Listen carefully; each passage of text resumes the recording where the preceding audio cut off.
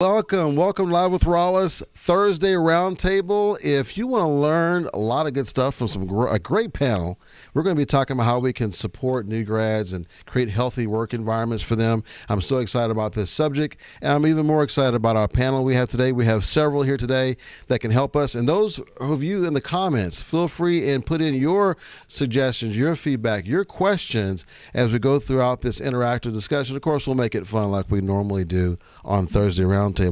Let me start with the top left-hand corner of our esteemed guests. We have Farah Laurent. Bienvenue, welcome. Oh, merci. And then we also have Dr. Candy Campbell. Welcome to the show. Hey, great to be here. Then we also have Dr. Reezena Malaska. Welcome. Hi, happy to be here. And also Dr. Brittany Richards. Welcome to the show. Hi, everyone. Happy to be here. Well, I'm certainly glad to have all of you. We're going to dive into this discussion about how we can create a healthy, safe work environment for not really just new grads, right, but also really all nurses.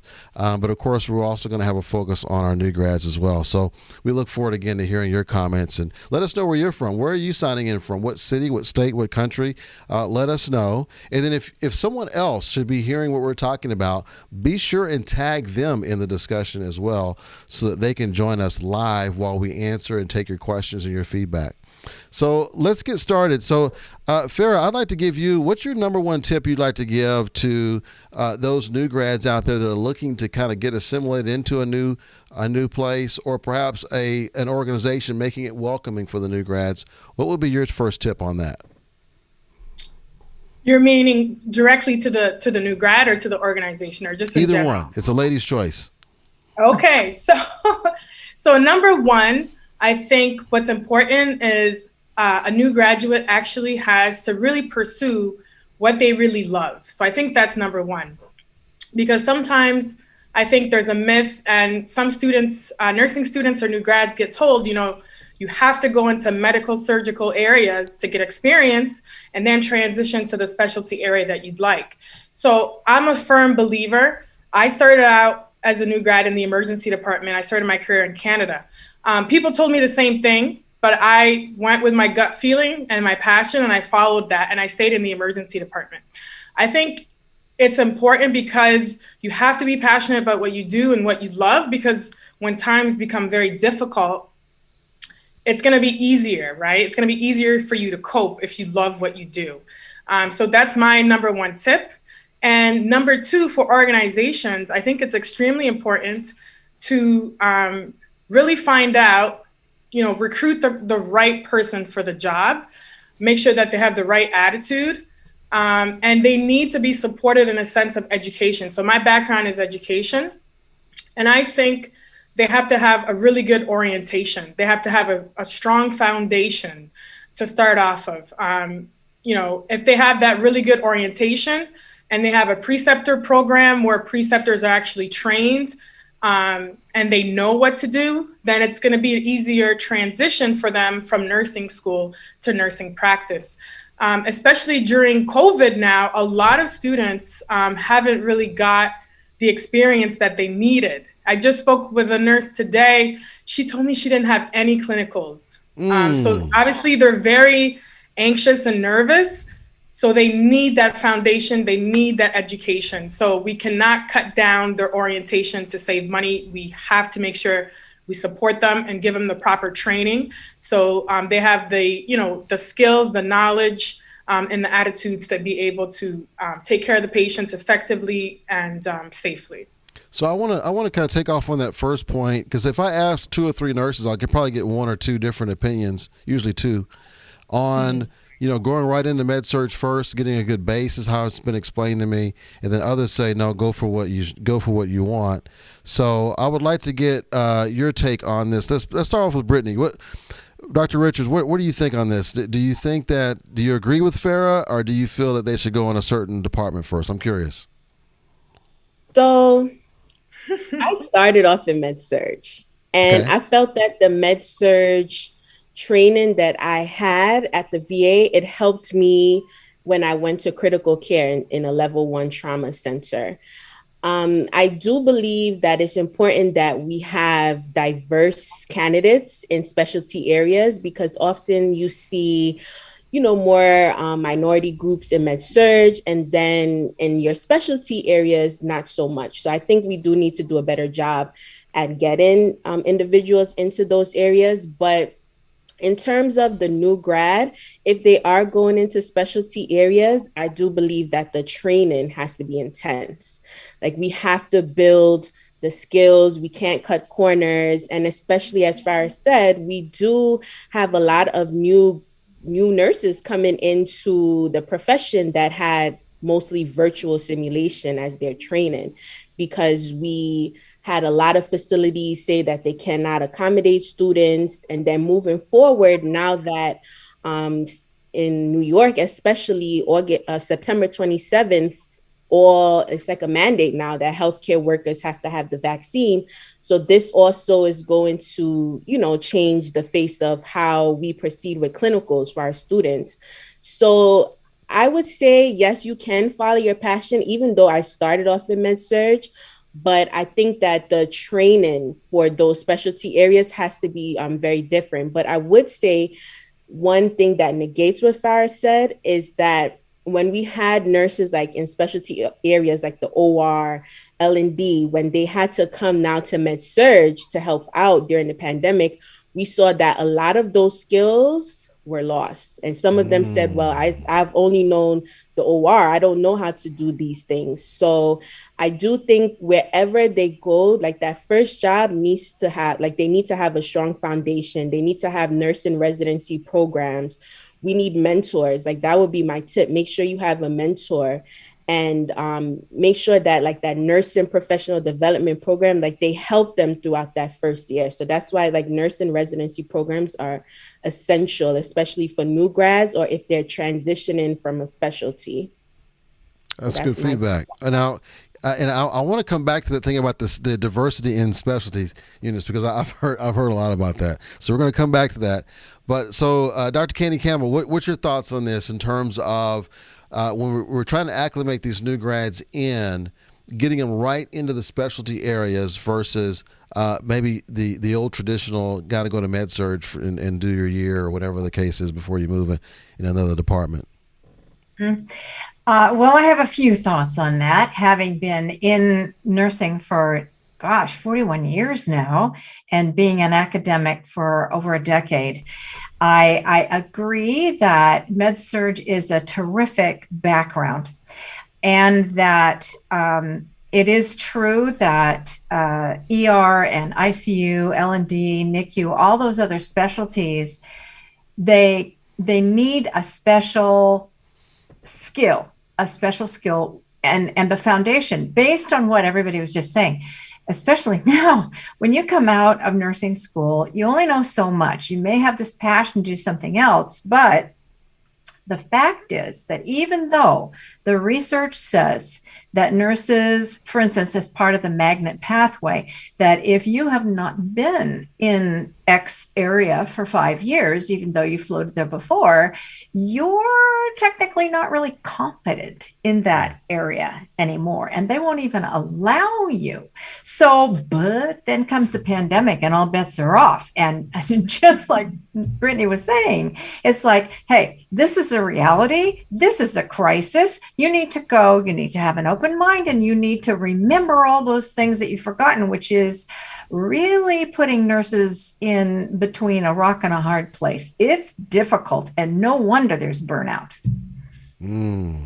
Okay, Dr. Malaska, you want to weigh in, Reezena? What do you think? Oh, yes. Well, I got quite a few thoughts, but so you all know, I don't know if you know, but I'll remind you that I'm a British trained Canadian nurse. So I trained in Britain in Oxford, England, and moved back to Canada, nursed in Vancouver. I was a med-surg nurse, float nurse, working all over the hospital, you name it, I did it, every different specialty before I became a critical care nurse. In Canada back then, if you didn't have 2 years of med-surg, you couldn't become a critical care nurse. Becoming a critical care nurse didn't mean going to a unit and being, given a program for 4 months and you're a critical care nurse. We had to do a 17 credit undergrad course after college that was bought from AACN and adapted in order to be a critical care nurse. Fast forward, I'm here in the United States, working in critical care, became a critical care educator, teaching nursing, 5 to 6 different subjects in 4 different programs, including the doctoral program. I was a preceptor and mentor, and I see the struggles. I'm back at the bedside at the front lines for 18 months now. I've been travel nursing for 2 years. And what Dr. Candy and Dr. Brittany said are true. These nurses, they can't work, they can't function, they don't even know how to critical think. It's sad that a lot of them go to ICU because they want to be ICU nurses, right? And they know what is happening in ICU and they're able to function. But to critically think, they can't. They only see what they see. And I've worked with some scary new nurses who have been in critical care for a year after their residency program. Guess what they're doing? They suddenly decide, you know what, this is not for me. So I'm going to become a nurse practitioner. What is scary about that? They can't even critically think in the ICU, let alone you're going to be a nurse practitioner. What is going to happen then? And then you've got nurses coming out, from nursing school with no clinical experience, right? Clinical instructor. And that is so important. I was a clinical instructor for 10 years, teaching 4 to 5 different clinicals of different subjects, from critical care to med-surg 1 and 2, peds and OB and fundamentals. That's what I taught as a clinical instructor. And then I did didactic. So Dr. Candy, I have to really agree with you and Brittany, because we're in unusual circumstances, and it bothers me. I'm working all across the country when I come across a nurse who has been through the residency program saying to me after 8 months of critical care, you know what, I can't do this. I'm going to quit. Now, I will say this. I've got a couple of folks who I have developed a relationship with, doing some projects on. And one wanted to be a pediatric, actually a NICU nurse. And the first thing she wanted to do is she wanted to be in the ER and do adult ER stuff. She did not want to do med surg. I don't think she's ever done med surg. And she went into the ER, did the adults, then moved to pediatric ER, and now she's in her all-time favorite passion, which is the NICU. And she's a few years in. She's relatively young. She's like in her mid-20s. And that was her track. It worked for her. She loved it. And she has no desire to be a nurse practitioner. She just wants to be on the bedside. So I do hear more of what Farah is saying, but then I also hear a lot of what Dr. Richards, Candy, Campbell, and Malaska have said. There seems to be I don't see huge agreement across the board, because I see, and especially I see more younger nurses are the ones who generally say, I say younger, I mean, I'm not saying younger in age, but just younger in the business. They want to go straight for what they want. They did some kind of clinicals and they know, I want to do this. I don't want to waste 1 day of time in med surg because I already know I want to be in ICU, or I already know I want to be in OB. And so they're applying for jobs, and they're just going to keep applying until they get it. So if you only have med surg, they're just going to move on. They told me that. Well, that's okay, Rollis, as long as they're in a hospital system or organization that's going to give them support and training they need.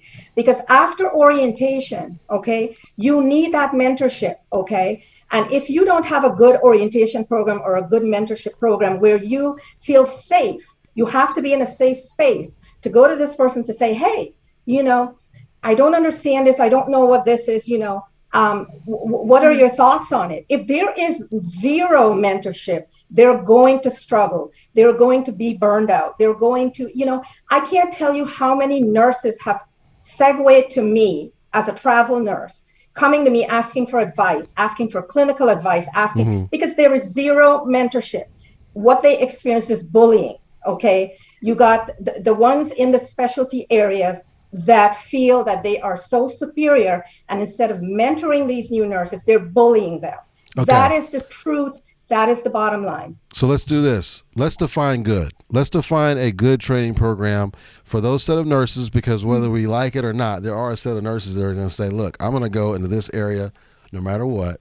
So what I would love to do is hear from each of you, what is good? What is a good training program to get them started? Farah, you want to start? Sure. So again, it depends on the organization, but ideally, right, it depends on the specialty area. In the emergency department or critical care, or for example, OR, automatically for the OR, it's about like 6 months or so. And again, it depends on the individual. If they need more orientation or more preceptorship, then they should be able to ask for that within a reasonable time frame. And if they're progressing, then great, they should be allowed that time. So in the emergency department, I personally think some research that I've seen says at least 16 weeks. So that's about 4 months or so. And I think that's probably a good foundation. And again, it depends, right? It depends how they structured their orientation. Some is classroom, some is clinical. So it just really depends. But I think, for example, ED should at least be 16. I've seen some places where they say, you know, they have like a like 8 to 10 weeks or something like that. I think that's too short. So I think definitely at least 16 weeks for ED. And then some are just set. Like I said, OR is typically like 6 months. And it just really depends on the structure of how they do their program.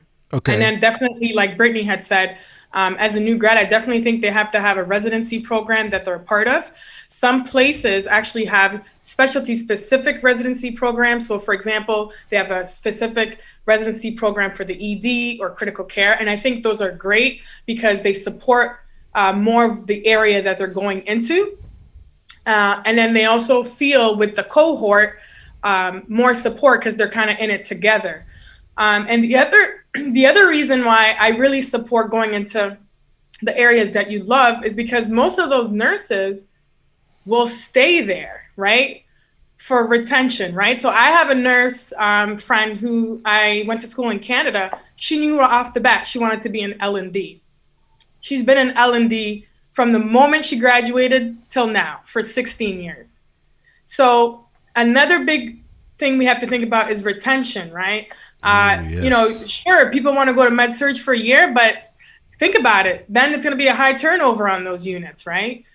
So something to think about. But you know what? You hit another point. There was a small hospital I was working with in towards the west, and one of the big issues they had is that, like ICU, the turnover was like maybe like, I don't know, 5, 10, 15%, but med surg was like 60%. It was just through the roof, and part of it was that med surg was seen as a stepping stone, and you just got to do your time and leave. And so the med surg director was having like a hard time keeping them in. It was crazy. All right, so before we move on, I want to get some more thoughts. We do have some comments that have come in. Hong Nguyen Huynh T. Hopefully I said that right. My Vietnamese is not that good, but welcome. I know a little Vietnamese, by the way. Xin chào.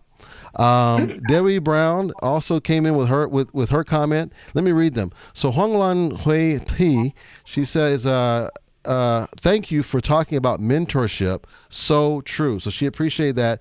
She said you can only get clinical skills right at the bedside of patients.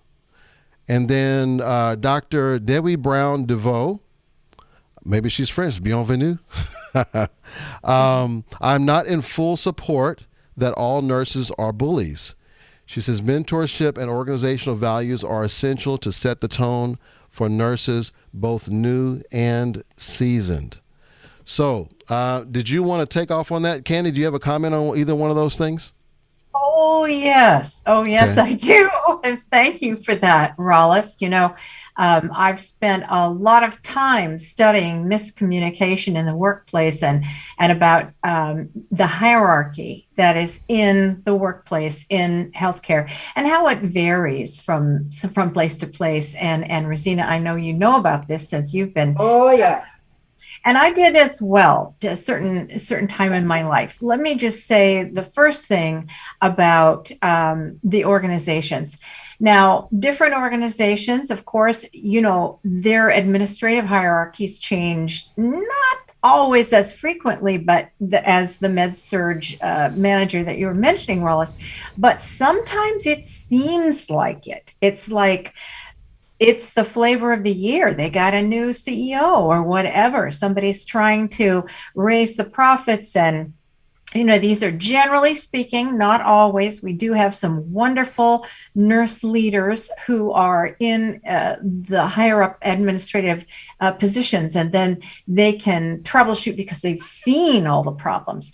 But so often you'll have somebody who's got an MBA or what have you. It's an administrative person who is a data analyst, which is always important, of course, but that's not the first thing. The first thing that we know in studying relationships in organizations, the relationship of the hierarchy, is that if the grassroots, and let's face it, the nurses are part of the grassroots there, and the largest part, if they don't have a way to percolate ideas other than just a suggestion box that doesn't get any credence, if they don't have relationships, if there's, and you see it so often, as soon as somebody goes, let's say, from nursing into management, suddenly they're coached that they mustn't have any relationship with anybody that they used to have a relationship with. It's like we're up here and they're down there. Exactly.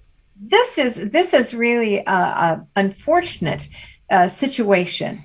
And I think there are some good ways that we can remedy that. But to your point, Rollis, it's a case-by-case situation. And one last thought about this, you can see it, you can take the temperature of an organization, if you will, just by looking at what kind of mentorship programs and what kind of residency programs they have, for how long, and is it just check boxes? Is it just lip service, like the organizational corporate orientation that everybody has to, attend, and they're usually very boring and you move on. Is it like that?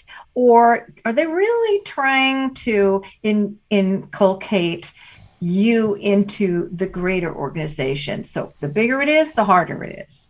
Okay, it's halfway through. That was a great comment. It's halfway through. It's a water break time. So if you have some water, feel free and take a swig of water here before we move on. I was taught this by one of my guests that I should always have a water break.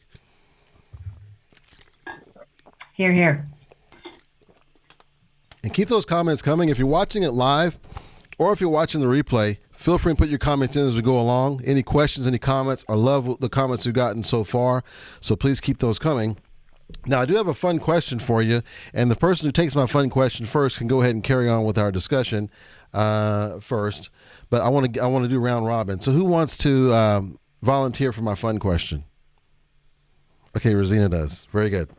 All right, so you get a chance to choose. These are in my favorite pack.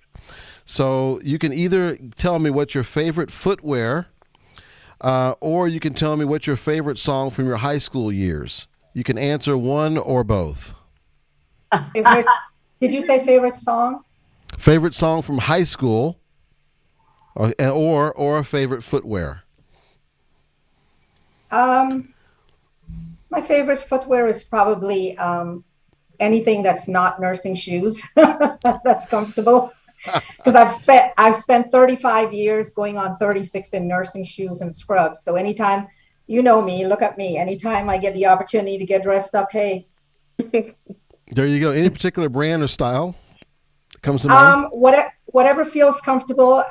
I will not go for the 4 inches high heels anymore. It's more like the 3 inches or 2.5 inches. No, I'm not going to say a brand. It's anything that's comfortable for your foot, because it has to be individualized. We all have different feet, different whatever. And so, and I'd love to address that relationship-based thing that Dr. Candy just talked about. Okay, we're going to come back to that. And so we'll come back to you first, since you answered first. Okay, so how about you, Brittany? Would you like to tell us either your favorite footwear or your favorite song from high school years, or both? And those are the comments. I want you to answer too. So I would say my favorite footwear are sneakers. Like, I love sneakers. It's easy to just get up and go. In terms of heels, I would say more platform. So it's sneakers or platform heels. Those are my go-tos. Okay, very good. Excellent. And then how about you, Farah? So I'll start with the song. What's that? The favorite song in high school. So I'm a big R&B fan. I mean, I like all music. But one big song that stands out is from New Edition, "Can You Stand the Rain?" So I love that song. So that's one of my favorites. And I'll say sandals because I just like to be comfortable and I think it's easy to put on. So yeah. Very Sandals. cool. I love that. How about you, Candy? Well, I've had 5-foot surgeries, people, which is why I ventured into academia, actually, because I couldn't be at the bedside any longer. So I have particular needs and no more heels for me. No, if it's flip-flops or certain tennis shoes, that's what I'll go for. And as for songs, of course, I'm of a different generation here, and I loved the Four Seasons. One of the reasons is they had a song called Candy Girl. Oh yeah, that was a good song. I like that. Okay, so Oh wait, very can good. I add one more? Sure. What was it called? Oh my goodness. What's it called? Candy Rain? I don't remember. Oh yeah. Candy Rain. It was like four young guys. Yeah, I love that song too. Yeah. I'm gonna look that one up. My Candy Rain. Yeah, I remember that Yeah, song. Okay, yeah. so Reezena, so go ahead and pick up on the. Oh, by the way, before you do that, I got a couple of comments on this. Joanne says high school songs by the Cranberries and Jose Marie Chan. And she says, a new graduate nurse in New York City. She says, this is very informative. Thank you. I'm also team sneakers. Awesome. And Joanne says, footwear, sneakers, slip-on shoes. Okay, very good. So thank you. Keep those coming in. And, Dr. DeVoe, she says, hello, Dr. Brown. I agree. Okay, so that must have been the person who was who commented earlier. That's great. Sometimes it says LinkedIn user, and I can't tell who that is when it's on the chat. All right, so Reezena, go ahead. So you wanted to pick up on the relationship part? Yeah, but I'll mention my high school song. So I'm back then it was Byron Lee and the Dragonaires. You know, my culture is that of the Caribbean. I love it. So in high school, yeah, we killed it, man. Reggae, calypso, you know, Byron Lee and the Dragonaires. Yeah, man. Okay. Soca, you know. Yeah, exactly. Guyanese girl here, through and through. You don't forget. So getting back to Dr. Candy, so I wrote a blog article about relationship-based care. And when you look at nursing and you look at leadership, or you look at any organization in the world, relationships are very, very important. You know, there's a relationship between, you know, the nurse and the manager, or the nurse and the supervisor. And then the manager has relationships with, you know, the directors, and then the senior leadership people. The way that, you know, it all works out is if you have a really, really good chain of relationship from bottom up and top down, you as a nurse, whatever areas you're in, whether you are specialty or med surg or whatever, you're going to have a great working relationship. You're going to have satisfaction. Your patients are going to be happy because you're satisfied, you know, and that's the part that seems to be missing.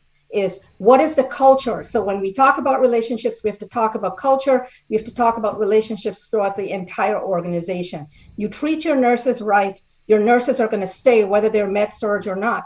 This is not true about med surg nurses leaving after a year or two.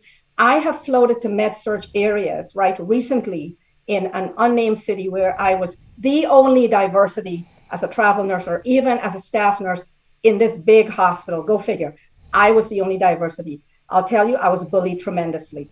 But I went to the med surg area, and there were nurses there that have been there for about 10 years and more. And they loved it. Why did they love it? Because their leadership, because the people that they work with, the people that are supervising them, they love where they're at. And they have no desire to go to any other areas because they do not want to go back to school. They do not want to go back and get their bachelor's degree or whatever. You know, magnet now, everybody has to have a bachelor's degree. So they're contented being where they're at, you know. So getting back to what Dr. Candy said, relationships are very, very important.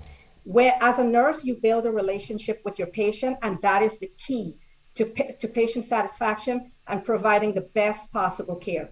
When we talk about a healthy work environment, I like to add in there a healthy therapeutic work environment. Why? It's therapeutic for me as the bedside nurse. It's therapeutic for my patients, because if I'm not in a healthy therapeutic work environment, it makes it very difficult to function, because you cannot work in silos. You cannot work alone, whether you're critical care, med surg, or whatever areas you're in. So relationships, once again. I agree with Reezena.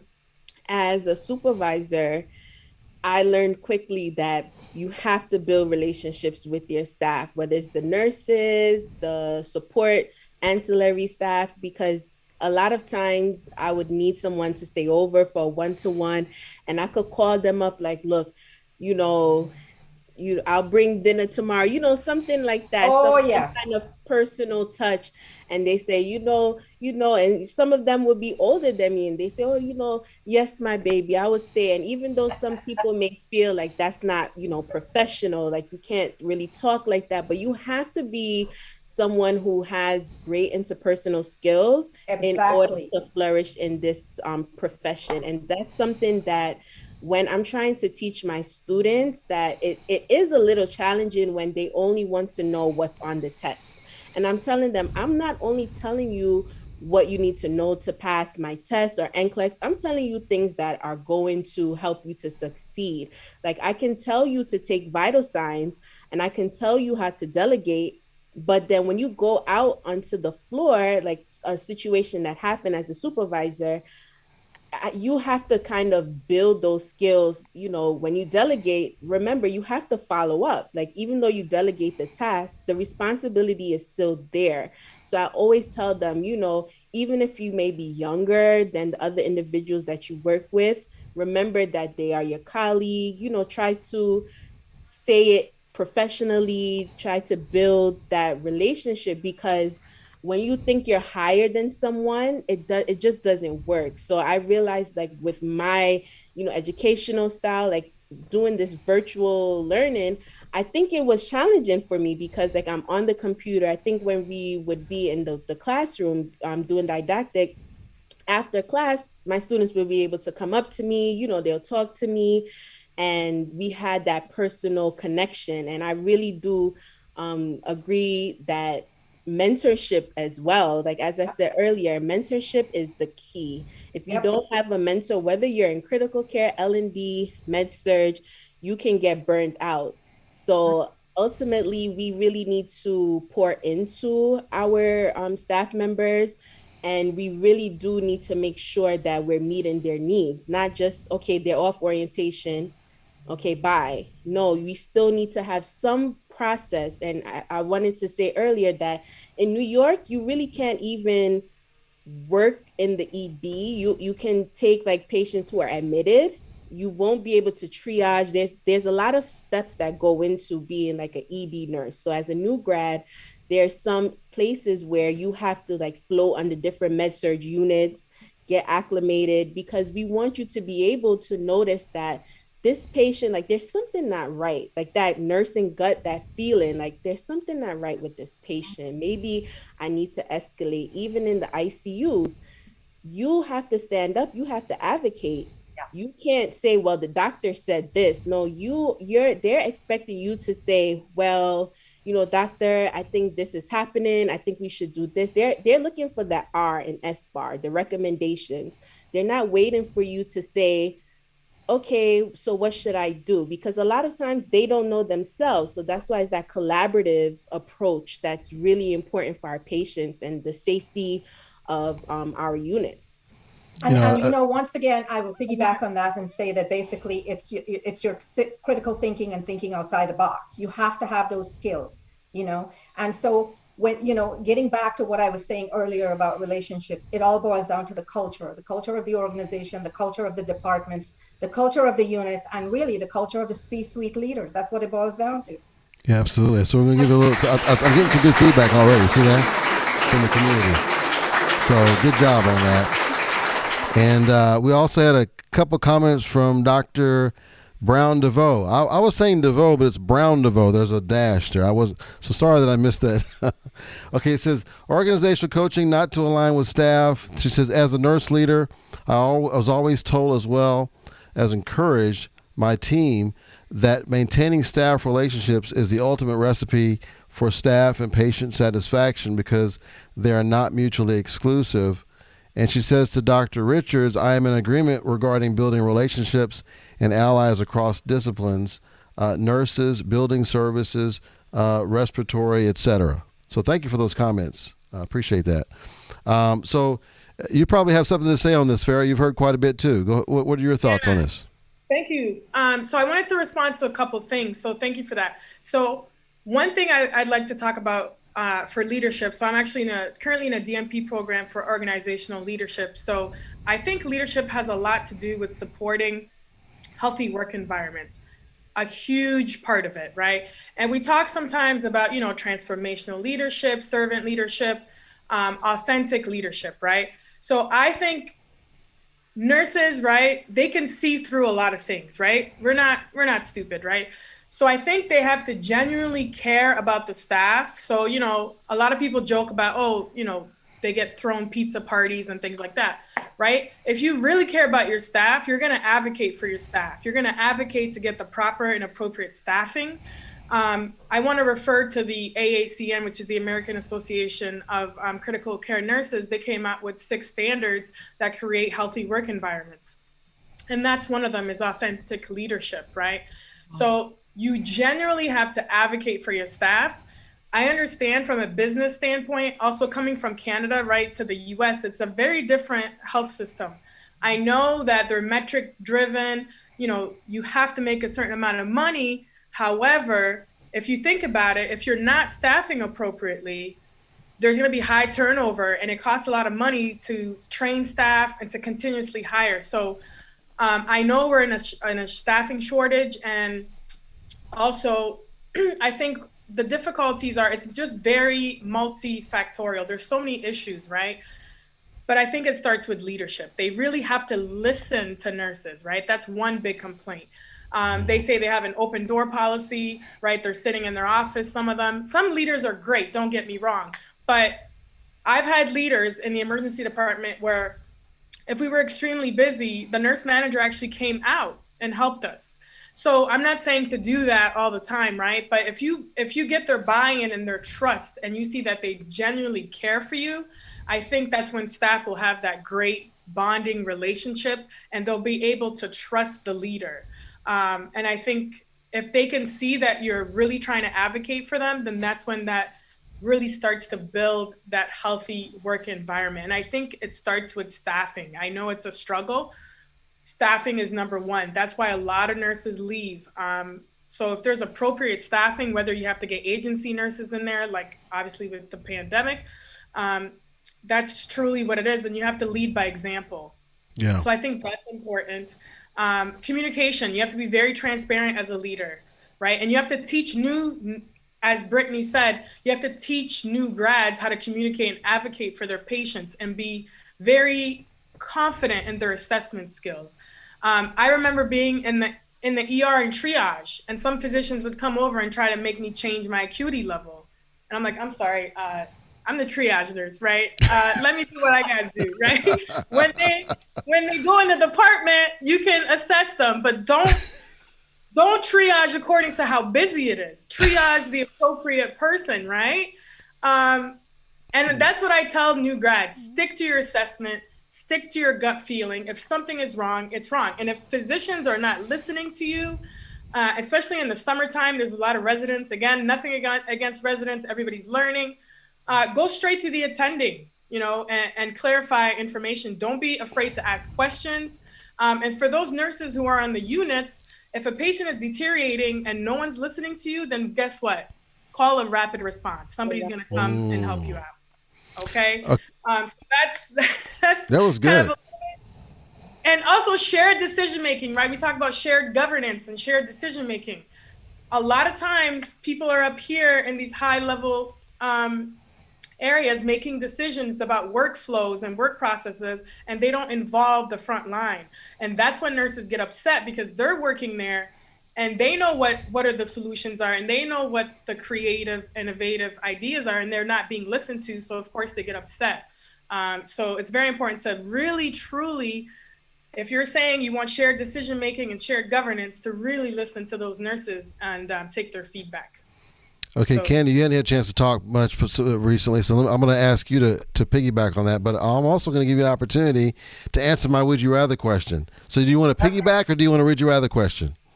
Oh, I'll start on the would you rather. Okay, so would you rather to have a leader who is too naive or too cynical? Oh, naive. Naive right away.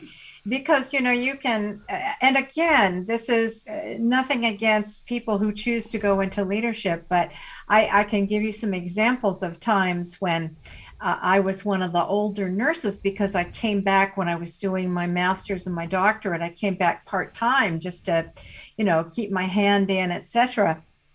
And some people who are younger, who are naive, they haven't been through the troubles to know how to troubleshoot. And they use me as a kind of a mentor, even though I wasn't in charge of staffing that day. And so they should, if they have an open mind, et cetera, to it. But someone who's cynical, that's a tough nut to crack. And I know the guests here, we've unfortunately all run into people who are like that. And to Reezena's point about people bullying people, there are cliques in nursing. And I used to think when I came from a large teaching hospital, the first one that I went to, and I thought, the culture in a teaching hospital is so great because everybody's into research, like I was, and everybody's got the latest toys to play with, and we've got the newer doctors coming through, so we're listened to because for instance, ICU and labor and delivery, different places I was, they were asking our opinions, etc. We were made to feel important as a part of the team. And then I went to a small community hospital, and there were the cliques of people who'd been there forever. We called them the dinosaurs. Now, to their credit, part of the problem was kind of this turnover thing, because it would be seasonal, where there would be an influx of patients, and then they have a lot of travelers. And it reminded me of when at one point I moved. And I moved from one part of the state to another, and I moved into a residential area, but I still hadn't bought anything. I was new after a divorce, single mom. I moved into this area, and the neighbors sort of shunned me because I didn't own the house. And I was renting. And why? Well, because there had been a cycle of people going through. And they, emotionally, I think we get a little burned out of like trying to make friends with people, and then they leave. And it's the same sometimes with travel nurses. Not to say that that's the right thing to do. It's not. And I think it's a symptom of immaturity. Interesting. Well, I will say that I've done extensive work on it. And one of my speakers at a conference that I put together last fall, Dr. Elia Gorgouris, he's the happiness expert. And he basically boils it down to, when you're unhappy in your personal life and you have no control over whatever, you go to work and basically you're the biggest bully around because you're unhappy. The basis is you're unhappy. You're unhappy with something in your life. And so you go to work and you are, that's what it is, So Reezena, which one would you rather? Too cynical or too naive? Which one would you rather? Too naive, because I've been in positions, and currently I am right now traveling in this small hospital where I took the job because of the director, and she needs an incredible amount of support. She's so wonderful. And, she comes to me, we talk not often, but when we do, her stress is incredible, but she's leaving. She's leaving to go work in a different area. And to Candy's credit, this is what happens. You find somebody who's wonderful, you take a contract. She tried to renew my contract, and my contract doesn't end until November 1. And I said, no, you're leaving. You're leaving September 10th. So I will wait. I will wait and see what's going on and what's happening with the pandemic. But, it's a problem. It's a problem nationwide. It's a problem worldwide. I'm in touch with a lot of nurses around the world because my platform, I've been doing the therapeutic healthy work environment bullying business for over, 30 years. And it affects patient safety outcomes, and each one of our speakers talked about emotional intelligence, communication, relationship-based care, culture, et cetera, as Farah says, is multifactorial. Okay, before I do want to delve into, because I told you, I said this earlier, I want to delve into diversity in the specialty care units, because I've talked to a lot of people about that. That is an issue. But before we do that, we do have a comment coming in from Hongwan Huinti. Only nurses who do good care of patients have their own assessment and stay on their findings about the patients. Love that. So I think that was on Farah's point earlier, I believe, about sticking with your guns, so to speak. So let's talk about this. So I've gotten this feedback when talking to a lot of people that you have all this diversity in med-surg, but then when you look at ICU or CCU or sometimes the OR, and if there's a residency program, especially for ORs, or residency program for CCU, the diversity kind of goes out the window. So I see Brittany, you're shaking your head on this, Dr. Richards. What are your thoughts on this? How can we fix it? I don't want to do a complaint session, but how do we fix it? What do you think? I think we fix this by going from the top, right? We have to look at our leaders, our senior leaders, and as well the HR individuals, because sometimes you'll hear a nurse interview for a unit and people say, well, I don't think they fit the part, right? So it's very common, and we do know that diversity in nursing needs to happen because the workforce needs to reflect what the patient population is. And especially during this pandemic, we've seen patients who, are in the ICU, vulnerable populations, and they do need people who they can relate to. Yep. They do need people, Reezena was saying earlier, your GT girl, maybe if you were the nurse and there's a patient, a Guyanese patient, you understand the culture, you understand some of the things that they're talking about, and you can relate to them. That's comforting during that time. And that's what our patients need. That's what our patients deserve. So I think we do need to make an effort on really just trying to hone in on, finding these candidates, because it's not that they're not applying, it's that they're not getting past that first step. So maybe having, quality improvement programs for like our HR personnel, our senior leaderships, our nursing managers, and then connecting with organizations that typically serve these populations. So these nurses, whether it's, Caribbean nurses, the Black Nurses Association, partner with these facilities. These facilities should partner with these organizations so that they can get members. They can, go into the community and actually recruit so that our patients get the optimal care that they deserve. So a lot of times you will see, minority nurses in, med-surg, and they kind of get stuck there. They can't go anywhere else. So it's either they stay there or they, leave and do something else like advanced practice care or some community-based. But a lot of times people get blocked and they can't go to ICUs, they can't go to these specialty areas. And I think we need to, as nursing leaders, start, bringing more awareness to this. If we want to make sure that our patients are, adequately receiving the care that they deserve, not to say that nurses who are not from that culture can't do that, but we do need to make sure that we hone in on those cultural backgrounds, because we are in diverse populations. Right.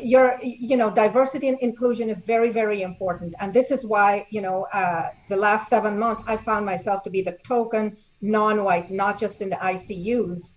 And I say ICUs and CVICU, but in the entire hospital system. How in this day and age do you account for that? So diversity and inclusion, you have to be, your team of nurses should reflect your population, right? If you look at it, and you're right, HR is huge in all of this. Mm-hmm. Can I say one thing? So I agree with both of you. I think HR plays a part in it. However, I also think there needs to be diversity in leadership, because sometimes that's the issue. You may get through the HR process and you're given a chance through HR, but when it comes time to the leadership on those units, I'm sorry to say, but honestly, there's a lot of favoritism sometimes in nursing. Oh, yes. There is some discrimination. I've experienced it myself in some organizations, and that is the reason we need more diverse leaders, because if you have diverse leaders in the hospitals or wherever leadership areas, they're going to promote diversity, and they're going to promote the right people who are appropriate for the position, and because they're qualified, not because of favoritism or I like this nurse or I like that nurse. And that's a huge issue in a lot of organizations. So I think, like she said, Brittany, we have to, as leaders, that's another reason why I went into this DNP program, to try to also encourage other nurses to go into leadership positions, and also push forth for diverse nurses who from different backgrounds to get advanced degrees, so then they can get higher positions and senior leadership positions, so we can have a more diverse nursing workforce, like she said, that could take care of our diverse population. So I think, again, it's another multifactorial issue, but I think a big issue lies in the actual organizational hierarchy, and if we don't have a diverse leadership, that's a problem. Well, Farah, I went and I got the degree, and I've got many other training, and I still cannot get into leadership. So how do you fix that? That's the big question. Yeah, I agree. It's leadership. It has to do with the executive leadership, it being diverse, or at least having intentionality towards it. But I cannot believe it, folks. We ran out of time. We're at the end. So here's what I want to do. Very briefly, let's go through how folks should connect with you. Tell us what projects you're working on right now. Let's try and keep it to about a minute or less if possible, or even shorter if you can. So let's start off top left-hand corner, Farah, and then Candy, and then Reezena and Brittany. How about that? All right. So thank you so much. Thank you, everyone, for joining. So I'm actually also the founder of International Nurse Coach. And if you want to connect with me, you can connect with me on LinkedIn. I help all nurses really find clarity in their job search, and also articulate their value. Look, I can't even articulate myself, but articulate their value, because I think nurses need to advocate for themselves, especially in the area of benefits and finance, because we need to increase the salaries of nurses. And, that's one area that I like to work on with them, and also to help them land that dream job. So you can connect with me on LinkedIn. Thank you so much, everybody. Very good. Candy? Yes, yes, definitely LinkedIn. And, the whole problem about leadership and succession planning is a big one. And my business partner and I, Sharon Weinstein, we have a free conference. Reezena was there last year. Coming up, Global Healthcare Leadership Summit. I think they're going to put the link in the chat box. It's free registration for another week. And you can get the digital downloads. We're going to be dripping it through 4 Thursdays, half days from noon to 3:30. It includes speaker roundtables where you can pop in the Zoom and chat with people. And one quick thing, the second edition of my book that I happen to have here, this particular one, Improv to Improve Healthcare, was picked up by a major publisher. Just finally is released on all your major publications. So I think that link might be in there too. Okay. Congratulations. Yeah, there's your clap there from the audience. Congratulations on your new book, your book getting picked up by the publisher. Okay, Reezena, please. Oh, congratulations, Candy. I'm so proud. Do I need to register for that conference? I forgot. It's free. Okay. Yeah. So thank you for this opportunity again, Rollis. I met Rollis through Candy's conference last year, Candy and Sharon. And so I'm working behind the scenes with Rollis, with a bunch of other people on leadership stuff, travel nursing, because that suits my, my personal life right now. And, it's one more pair of hands to take care of patients. And I'm going to start working on my book finally. When I'm not working, I actually am taking a lot of time to just relax and watch Netflix shows and this, that, and the other to clear my mind, because most of my entire 36 years in nursing, I've worked 2 and 3 jobs and done a bunch of things behind the scenes. I have a lot of publications out there. I will put the link to my my article on relationship-based care on this Rollis's page here on this podcast after we get off. But thank you. I appreciate the time. Very good. And Brittany, please. It was an awesome opportunity to be here with all of you. Thank you, Rollis, and thank you to the panelists. That was great. It was awesome. Right now, as Dr. DeVoe posted in the chat, we do have an article that was just accepted by American Nurse for Diversity in Nursing, where we talk about a quality improvement initiative to really hone in on this topic. Also, I will be taking this semester, fall 2021. I have some release time to work on some other scholarship projects. I'm really interested in nurse educators and nurse leaders, improving how we get our new grads acclimated to the post-pandemic climate. So that's something I'm working on, and you can contact me via LinkedIn, and I'm definitely going to sign up for this conference, Candy. And Reezena, I'm looking forward to your publications, and Farah, we'll talk offline. Thank you for having me. And I wanted to throw in there one more thing. I'm going to have a nursing 2-day boot camp September 9th and 10th for new grads on how to survive your first year. So please contact me if you want to know more. Thank you so much, Rollis. Oh, awesome. Thanks for all of you coming on today. And we had also Siobhan Fonville. She came in with a couple of comments. I didn't get a chance to read them. I'll just read part of one of them. She says, I do believe, talking to Farah, I do believe leadership needs to listen to the feedback and concerns from staff. Sometimes leaders have tunnel vision and often pay more attention to HCAP scores and patient feedback versus staff concerns. There are bullies in nursing, and a lot of times they feel empowered by leaders and the staff because of the nursing skills they possess. This ultimately causes low morale in the units. Yeah, I wish we had more time to talk about that. And then Dr. Brown DeVoe said, Dr. Richards, I have a paper that was just accepted for publishing to increase diversity in nursing. My doctorate study was also centered around diversity in senior nursing leadership. The paper was published in the March edition of JONA. Diversity is important on all levels. And Hongwan Hinte, she says, thank you for a very good conversation. So she really enjoyed it. And you know what? I'm going to check the rest of the audience and see what they have to say, even in the cheap seats there. And look at that. They're excited too. Great job. You guys did fantastic today. So thank you for being on. Let's say bye to everyone. Bye, everyone. Bye. Thank you, Rollis. Thank you, everyone. Stay on just for a second before you hop off so they'll let me know when it's okay to end the stream. Oh, you all can connect with me on LinkedIn too. I forgot to say that. They'll let me know here in just a second.